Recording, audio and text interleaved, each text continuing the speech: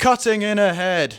Right, so in the previous video we sized it up, so this has already been sized to our firkin that we want to install it on, but as you can see, it's 1.25 inches thick. It's still far too fat to fit inside of the thin little groove inside of the cask. So there's a couple of different tools that I'm going to do to narrow this down so that it'll fit inside of the cask. There are a few different methods that you can do this, but I'm going to be overlapping my method throughout this video, but I'm also going to show a few different ways that you can do it, okay? Alright, so the first thing that you're going to do is you're going to take your heading knife, and you're going to take a small amount off the front face. So this outer part is called the outer basal, if you want to be really technical.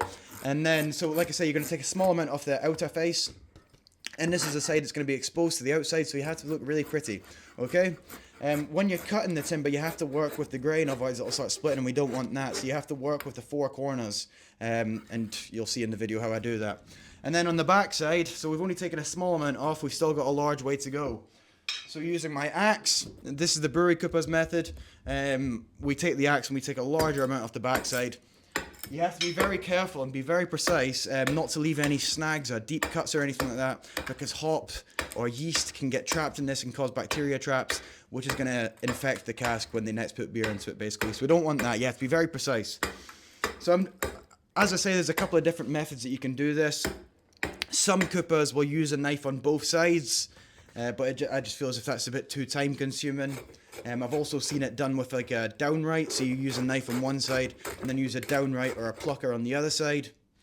But then once again, I've even found this video in my archive on my phone of going to Kalmaki cooperage and witnessing a cooper do it with a circular saw. Very impressive. So yeah, that's just a few different methods on chopping a head, and all you're trying to do is just narrow it down so that it fits inside of the cask. And that'll be the next video, installing the heads inside of the cask. Obviously there's a bottom and a top, and there's different ways to install either of them. So that's how you chop in a head. See you in the next one. Peace.